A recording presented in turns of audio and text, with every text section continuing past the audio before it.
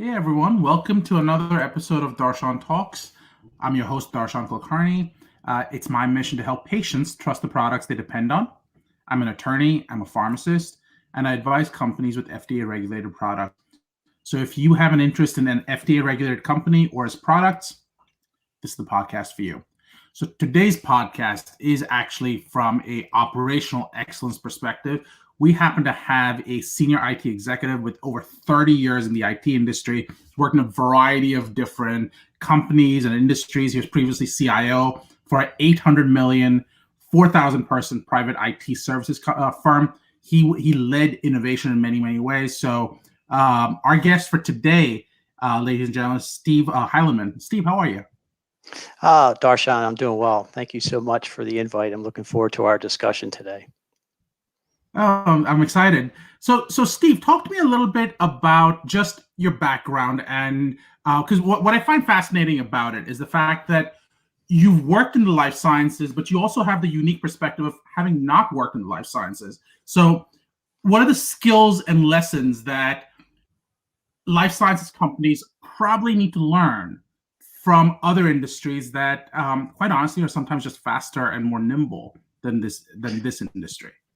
That's a great question, and to answer that, I probably spent most of my time in non-life sciences. So, but I also spent a lot of time in the consulting world. So I had an opportunity to be exposed to a variety of different industries and focus areas and things like that. So it kind of brings a different perspective. I think one of the things that I like to share is I think technology, 80% plus of technology is probably agnostic to any type of industry. And I think, unfortunately, life sciences areas feel that unless you've been part of life sciences or your entire career been part of life sciences, that you don't bring that type of business perspective, that you're not valuable in IT, which I think is not the right thing. So I think what you're saying is the fact that they're not looking at talent outside what they already know leads them to missing opportunities. Absolutely. And which I agree with you. I think you have to look outside. So what are some lessons that we can take away? So for example, would it be something like there is more development around cybersecurity, or is there more development and conversations around a UX UI type of engagement? How does that play itself out? Like, what are some things that you've seen where you had to go back into the health and life sciences industries and go, I get where you're going, but let me sort of give you a different context of this. There's a couple things. One, I just think, obviously, there's a lot of regulatory aspects to life sciences that you have to be careful about, and you have to understand some of those processes. But it doesn't have to be as rigid and as complicated as what they do. And I think there's lots of opportunities to look at automation, whether it's RPA and other types of technology, as a way of streamlining that. And they're starting to really look at that and adopt that. But I think those types of perspectives, I think, will add additional value. Okay, so let's talk a little bit about areas that are sort of really interesting right now. I just had an interview with a with you. Let's start from the beginning. You have experience as a CISO, and first of all, could you explain what a CISO is, and could you talk a little bit about the risks that you've had to mitigate because of your role? Sure. So CISO is Chief Information Security Officer. So my prior role, not only was I the CIO, I also had security responsibilities, and we actually had to build our cybersecurity process from ground up. So it was a journey, and it was a journey that we had to do pretty quickly. As you can imagine, cybersecurity continues to be probably one of the top priorities for just about any company these days. So from a life sciences perspective, a lot of it's not just cybersecurity; it's a lot of data security. It's the data privacy. It's things like that unfortunately, well, beneficially, technology is allowing more of this to be captured, a lot of it to be evaluated, a lot of it to be analyzed. But now it also needs to be secured. Telemedicine, things like that are really focusing on this type of a data capturing and gathering is beneficial, but it also requires a whole level of security in order to make sure folks are comfortable with this data being accessed and provided. So what the key things I pulled out from that, and correct me if I'm wrong, it's about the security, but it's also about the consent and having the right team together. So let's explore each one of those. First of all, your background is you're coming from the IT perspective, so it's operational. It's sort of making sure things work the way they should.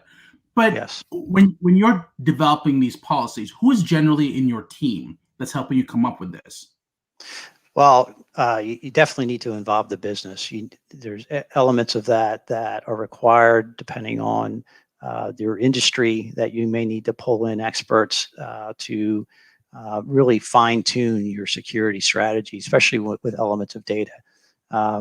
Every industry has certain guidelines. Life sciences probably has more than any others that I've seen, where you need to incorporate that knowledge and those aspects into your overall security policy. There's also what they call BIA, business impact analysis, which again, you need the business to be involved in that in an effort to really solidify the processes. You'll probably spend more time on developing the processes, developing the business impact and things like that. The technology is actually the easier part. You'll spend more time up front developing all that, getting consensus from the business, getting consensus from the regulators, things like that, as a way of building out those processes and procedures. And then it's just a matter of finding the best technology to implement that. And that's probably the last thing that you really need to do, is developing your cybersecurity strategy. So when you're talking about getting the buy-in from the business, who actually represents the business? Is it the people? Is it the accountants? Is it the MBAs? Is it the lawyers? Is it someone else altogether? Is it the people who actually HR is very involved. Finance is very involved. Your legal group is very involved. And then you have the senior leadership of the business. They're helping to determine, the impact of some of these potential risk. They're signing off on their willingness to a certain risk level. Everything has, a discussion and a threshold and what you're willing to accept as a business. So that's really important, and you need to have everyone involved to be successful. It's definitely not an IT initiative. I can tell you that right now. Although some feel it's that way, it's definitely not an IT initiative. And I think it's a common mistake that I see all the time. I mean, I think it's definitely driven by a lot of the IT concerns, and that's a problem. Yep. So, but I do think that you need to work in a team to make that happen. Now let's sort of explore that a little bit more. You talked a little bit about how you have experience in innovation. And when you're talking about innovation, you're often trying to push the boundaries. On the other hand, being in a CISO role at the same time, you're often trying to go, how do we minimize risk? And that means not taking the chances, because you have unknown risk with many of these chances. How do you balance those two sort of push-pulls, if you will? Well, I kind of separate innovation from some of the risk, and part of the things when you're developing new automation or new innovation, you're assessing the overall value and impact to that, and an element of that is obviously risk. But for the most part, if you really have a good innovation process, a good innovation strategy, risk will be incorporated into the overall decision, whether you decide to make that investment or that innovation or not. And then there's always opportunities to pivot, to change. I'm a big fan of the minimum viable product method, which allows for acceleration in developing or prototyping innovation. And having that built in, there's what they call the business canvas, which allows for a one-page description or business plan for that innovation, and risk is an element in that. It's discussed with senior leadership before you proceed with that innovative idea.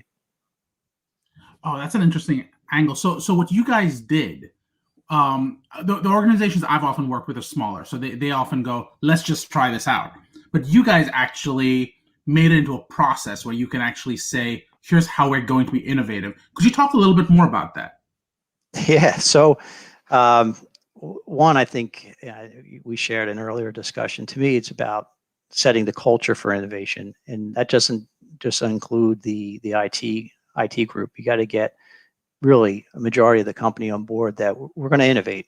We're not sure what, not sure, how, but the idea is we're going to be an innovative organization, and it requires training. It retires. Most of my organization read books on innovation, so we started to have the same terminology. We developed the process, which I share with the MVP and the business canvas, which included the executive team, so they're familiar with any new innovative idea. Would actually go through this process. They would understand the template. They would understand what we were trying to build and be part of the decision making. The other thing was to start gathering ideas, gathering insights from the organization. I used to have what I call Future Fridays, where every Friday I'd bring in a selective group of folks, and we had pizza, and we just talk about crazy ideas, and we would whiteboard them and discuss what's the potential there. And out of that meeting, we probably launched 3 or 4 new products, as simple as that. Then we created an ideas generation program inside the organization. It started in IT, and it became a company-wide organization where we would get ideas and suggestions for innovation across the organization. And then it was a matter of then tracking the innovation, deciding, prioritizing what we wanted to do in those variety of ideas. Build the business canvas, make the investment, do very frequent reviews of the success. We pivot, we canceled, we changed. I'm a fail fast kind of guy, so if it wasn't going to work or we didn't see business value, we would stop that innovation. The other thing I think I mentioned before is this business canvas. If we couldn't, within 2 hours, develop a business canvas for the idea, it was probably an idea we probably shouldn't pursue within the organization. So we use that as a guideline. So many questions to get into. Let's start with some of the basics. You talk about the pivot, cancel, change if something wasn't working. I guess my first question is, I've been involved in innovative processes before, and each idea feels a little bit like a child. And Sure. You're sort of growing it, nurturing it. I guess my question is, how do you make that decision of it's time to move on?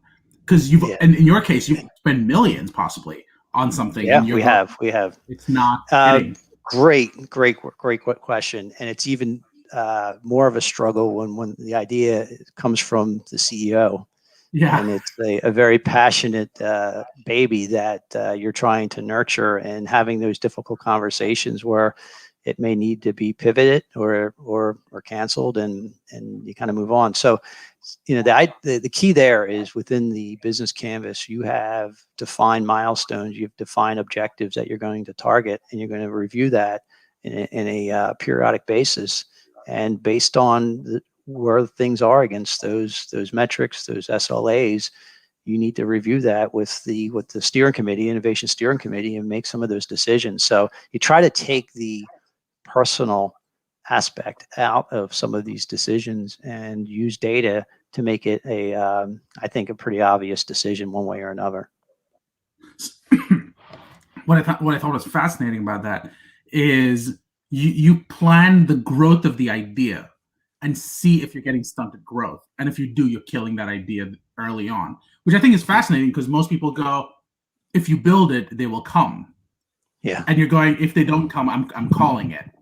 Yeah. And I find that very, very interesting. Now, how do you create the appropriate projections? Because projections are just that, they're just guesses. So how do you know that, it's not going to be a late start? Yeah. So, and that's always a tough decision. I think the idea is to have realistic metrics early on. Don't be too aggressive. As we've gone through this journey, we realized what to expect in different phases. So it's going to vary with that. And to be honest, there's been situations where it may have been not meeting the expectations, or a little short on some of the metrics, but we continued because we did think we learned a lot. Some of it was we thought just a little bit more time it would be successful. Some we thought if we just added this feature or this capability, Yeah. it could possibly grow. So you have situations like that, but the key is you're actually having that kind of conversation, and you're looking at the data, and you're making it's not really subjective. It's more quantitative from a decision process, and that's the best you can do. And I think in when you're developing an innovative organization. Which really takes it to that previous step before you pivot and stuff. You're actually doing the, as you pointed out, the tracking and the prioritizing, if you will. Which idea is going to get pushed forward? Which idea is still developing, and the like. Could you talk a little bit about what that looks like? Because what I'm hearing you talk about is when you're talking about something like 800 million, 4,000 person organization, you've got different centers all doing different innovative things, and you're almost playing traffic cop, going, this idea can keep going. This idea needs to slow down. This idea is not really going anywhere. Yeah. How do you make that analysis of, you know what, we're gonna bet the house on this idea, but this idea needs to just slow down or let it keep developing or whatever it is? Yeah, good question. The thing that was unique for us is the innovation I'm talking about was managed within a separate organization. So although the business was doing some other things with services and things like that, from a majority of the perspective, the software and the new product innovation was being generated inside the IT group in a special group called CAI Labs. We created a spinoff of the IT organization to focus on this. So really, it was somewhat controlled. It was limited within the organization.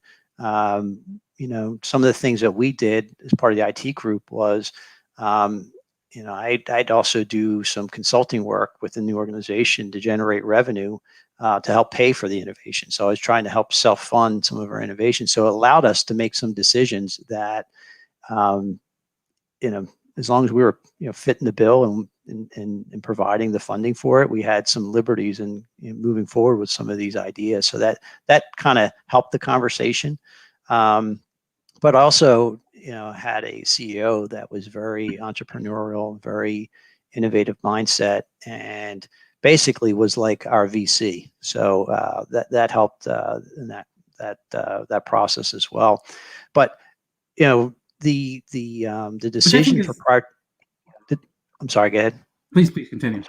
No, please continue. Sorry, you broke up there. Okay, so the decision for prioritization was kind of simple. We had a series of questions. Was this thing going to add value to the business, reduce costs of some sort? What was the potential for value, for growth, and things like that? So we had a pretty simplistic question set for us to evaluate. But a really funny story was one of the ideas came up was a new way for us to display metrics for the organization and to have some monitoring and displays throughout the various different buildings. And it came back that it didn't make a prioritization, right? So it was like, it's interesting, but it's not a priority for stuff for us to focus on. Well, one of the members on the innovation team was so adamant that he thought this was so valuable. He actually took the television out of his and his wife's bedroom as a way for prototyping this new technology and to build this thing out, and came back to a month later on his own time, weekends, whatever, to do this and present back this prototype. And make a long story short, it turned out to be very successful. We actually used that technology throughout the building. We actually started building widgets on this platform, which created a new revenue source for us. It turned out to be a great innovative idea, but it didn't make the priority at first. And so that's a great example where not every process is perfect. So, which is really interesting to me, because in pharma, one of the big things you look at is this product going to make us value? And I've heard numbers like, if this doesn't make me 300 million, I'm not even going to pursue this product. Yeah. What kind of sort of barriers or hurdles did you set for yourself before you decided this is something worth pursuing? It varied. I mean, we looked at it in really two ways. One is just value internally into the business, right? So some of the things that we were working on were internal focused, and then some things were external focused. And based on that, we looked at the cost of entry. We looked at what would be the competition. We would look at the initial cost to do the MVP, and a lot of that was all described in the business canvas, the one-page business canvas. Who could be our partners? Being in this IT consultant world, we have tons of partners, tons of potential value contributors that are part of the process. So could we leverage that? It was all over the board. So is it fair to say that? I'm sorry, I didn't mean to cut you off. Please, I apologize. Please continue. No, I share with you some of the things that we developed, and everything from stuff in the life sciences to tracking school buses. I mean, we crazy ideas came up all over the place, and we implemented a variety of those. So what I find fascinating, first of all, is the idea that someone just took their wife's TV off their wall, and it wasn't his own TV; it was his wife's TV, which I think is fascinating. But ignoring that part of it, what I find fascinating is that the business canvas is your business case of why you should pursue this product. What I'm hearing you say is that you guys approached it from a different angle. Instead of saying, if you don't meet these criteria, if you don't meet this financial hurdle, we're going to kill it. What you're saying is we're going to outline a growth trajectory for you. And if you can't go down that growth trajectory, and we'll define that, we'll come up with a mutually agreed upon perspective, we're not going to go down that path. Is that fair, or did I misunderstand? Yes, yeah. So it wasn't just a financial target associated with these innovative ideas. There were a variety of different things that would be of some value. I mean, it could be a cost neutral innovative product, but it provided a wedge into other services that we provided as an organization. So that's another focus area. Some things we did helped with branding and just promoting of the organization. So there are a variety of different things that would come into play for our decision making process for what we were going to do and what we weren't going to do. That's fascinating. We have a question, by the way, from Amy Sitnick. What are the biggest business drivers today for pharma IT innovation? Oh boy. I mean, that is such a wild area. I mean, if you look at technologies just accelerating in all aspects of pharma, everything from accelerating of product development, the ability for capturing vast amounts of data and analyzing that data much more rapidly than they've ever done in the past. Some of these tools that are accelerating just the process of going through regulatory stages and allowing that to go much faster than ever. I would assume areas of COVID were leveraging this type of technology and processes in order to accelerate getting those vaccines out. The whole area of telemedicine, and the downside of COVID was obviously you couldn't get in to see your doctors. The good side was it allowed for telemedicine growth that we would have never been able to experience in that time frame, which I think will only accelerate patient care in some aspects. I mean, I think it's just absolutely just tremendous opportunity in all aspects of pharma for IT. So what I think is, I'm not sure if I answered her question, because I there's probably, depending on the segment, I could probably give you a different perspective, within each segment of pharma. Yeah. And I'm sure, Amy, if you have more specific questions, feel free to write a follow-up, and we're happy to discuss that as well. But let's talk a little bit about that. You talked about the innovation in the pharma IT innovation, if you will. What I was wondering was that you talked about this innovation process. Could you talk a little bit about the opportunities that you have actually pursued? You referenced some opportunities in pharma IT innovation that you've gone down. Could you talk about some of them? Sure. So we've always felt the area in life sciences was really a greenfield opportunity. Lots of potentials there, and I think it's only going to continue. So we're dabbling in a variety of different things. One, we were working with a large hospital here in the Lehigh Valley where we automated the emergency room. So we used sensor technology, we used some data analytics, we used some AI as a way of really streamlining the emergency room and basically automating the charge nurse through that process. And which was kind of challenging because this was 3 or 4 years ago. Some of the sensing data technology wasn't quite advanced, but for those that are in this area know that a hospital bed inside a hallway can physically be a makeshift hospital room, right? So that doctor walking by isn't just walking by, he's actually seeing a patient. So we had to get technology that was down to almost 6-inch level to know that that doctor was actually visiting a patient and not walking by that technology. I mean, by that table. So that was very interesting, very unique, very successful. One of the key metrics in emergency rooms is left without being seen. And we were able to actually reduce that number, which is a big profit line for the hospitals.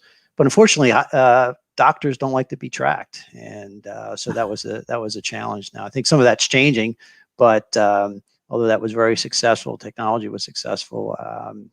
The growth wasn't expected because of the challenges with people willing to be tracked and analyzed. Another thing that we worked on was what we called elder care, where we were using technology, sensor technology, artificial intelligence, NLP, natural language processing for Alexa, where we mocked up an apartment, and basically the intent there was to have elders stay at home and not physically have to be in hospitals or in nursing homes, and a way for parents, siblings, even doctors, a way of checking in and monitoring the elder patients. So we had sensors in beds, we had scales that were connected to technology where we could figure out whether they're gaining weight, losing weight. We had sensors on refrigerators to know whether they opened in the refrigerator, whether they were eating. We had Alexa ping them 3 or 4 times a day to ask them how they were feeling, and we were asking a couple basic questions to get a sense of their well-being and things like that. And we probably, I don't know, it was probably 50 different things that were incorporated into this solution, which is very interesting, very unique. So that was an area that we were focusing on. And then the last thing we were working on was what we call the surgical tracker. So we were using, again, some NLP and some benchmark data and some metrics as a way of making the operating room much more efficient. So, based on the operation, there was a series of protocols that should be established and tracked. And one thing that we found was it's kind of a I don't know, I wouldn't say a haphazard process, but it's not as efficient as it could be. And using some technology and notifications and awareness, we were able to streamline the operating room to a point where most operating rooms could probably get at least 1 or 2 more operations per day. And if you do that math, it's a big potential increased profit for hospitals. So that's another thing that we were working on from a life sciences perspective. So that really raises the interesting issue to me, and I want to talk about the first one because I thought that was particularly interesting. You talked about metrics and people, and how people don't like to be measured. In this specific instance, doctors.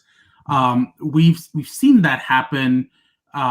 Really, I've seen that happen personally in pharmacy, where people are arguing that that they're being overstaffed and sort of expected to move really quickly. Obviously, IT enables that because you can go, here's what the average is. We're going to set the number to maybe 70% of what maximums are, but we expect people to go down that path. But on the other hand,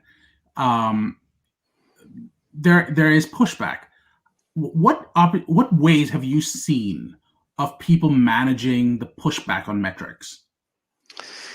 Well, I mean, the big thing that's helped overall is people are getting more and more accustomed to it. We all know we're being tracked. Anyone that has a cell phone, they're being tracked, no matter if they turn off tracking or not. They're getting monitored. Folks are knowing what they're doing, what apps they're seeing, and locations they're visiting. Every time we open up a browser somewhere, something's being tracked. So I think the mindset there is much more open to it. Many iWatches are being sold, and all your data, your heartbeat, your movement, all that stuff's being monitored and tracked. So I think that in itself is helping this type of movement. So I think that's that. And the other thing is really, you have to explain it. It's not that you want to be big brother or big sister. The whole idea is you're improving the process and you're improving the overall care. And net result is that was the benefit. It wasn't to say, you're spending too much time with this person, or what were you doing in the bathroom for 5 minutes? You should be seeing a patient. None of that was affected by it. It was all based on performance and metrics that were associated with a lot of it with patient care. But it was also tracking equipment. All of a sudden, cardiac unit needs whatever monitor it is. They pull it up from the emergency room, and the emergency room's spending 25 minutes to track down this monitor, right? And it never comes back. And so, I mean, we actually tagged all the equipment and stuff. So that was all part of it. So it wasn't just people; it was also equipment and things like that. So what I'm hearing you say is you've basically developed a prototype to what is the future of things like IoT, the Internet of Things, if you will, where you're going to be able to track people and track equipment that's being moved around so that things are just more efficient. Is that Absolutely fair? Yeah, and everything's going to come to that, Darshan. I mean, be honest with you, we're to a point where that's not even considered either state of the art. And 5 years ago it was kind of unique. Now it's not. I mean, I think Apple just came out today with smart tags, right? So you'll be able to put a tag on anything you want and be able to track it from your iPhone, your iPad. I mean, the technology is getting so inexpensive. So that's allowing for the acceleration of use. So one of the things you've sort of explained that you have a strong background in, and it's fascinating, is this idea of just sensor technology and understanding how to use sensor technology. Do you see a future based on your experiences with doctors and patients at this point, where someone comes in and you give them their own iPhone or their own Apple Watch, and that it goes into the hospital? Sorry, I should have clarified. They come into the hospital, they get their own Apple Watch, they get maybe a tag of some kind. Now you're tracking them, tracking their heart rate, and you're basically seeing a patient without ever seeing the patient, because they're already being monitored as soon as they walk in through the door. And absolutely. And I don't think I mean, I'm not sure how many hospitals, maybe at area or doctors and lower income folks, but I think what's going to happen is that data is going to be fed. That data from my watch is going to be fed to my doctor, my primary care physician, and before I walk in that door, he's going to actually have a report card for my last 3 months of everything I've done, from exercise to movement. That was one of the things that early on with that elder care solution, we created a report that could be sent daily to their primary care physician of the results that we were tracking from that patient. And the whole idea there was to streamline that. So the first 5 minutes of a doctor visit, how you feeling? What have you done? How you moving? Did you have a bowel movement or not? Whatever, right? All that stuff would be already taken care of. The doctor would have all those notes prior to it, and then you're more proactive care then with that. So that was the whole intent of that, and I think that's only going to get more and more advanced in the future. We can keep discussing this. There's so many more questions I have. But before we go, let me do a couple of things. Steve, is there a question you'd like to ask the audience? Wow, man, there's probably a lot of questions I'd like to ask the audience, but I mean, I guess my biggest question for those that are participating would be, what do they see as roadblocks from a technology perspective? Um, you know, some of these things I think are no-brainers that should be implemented, yesterday, right? So what are they seeing for some of the roadblocks on why some of this stuff hasn't been implemented? Very cool. I also have a set of rapid fire questions. Can I ask you like 3 of them? Go ahead, fire off. They're easy. Easy, I When are don't you most know. inspired? I'm sorry, what was that? When are you most I didn't. inspired? When am I most inspired? Yep. Um, Probably when I'm engaged with other inspiring people. It kind of This kind of gets the juices flowing. I've been in organizations, advanced practice councils, where a lot of people a hell of a lot smarter than me. I've been engaged with those types of folks, and it just really gets the flows going, the energy going, and just a lot of energy from being in that kind of environment. Very cool. How do you define success? Oh boy. I think the net result of being able to deliver something of value, and again, it may not be financial. It could be improvement in a person's well-being. It could be something good just for the good of the organization. So there's a lot of things that I think I would term success. Very cool. And last question, what challenges you? My 2 daughters. Fair enough. That works.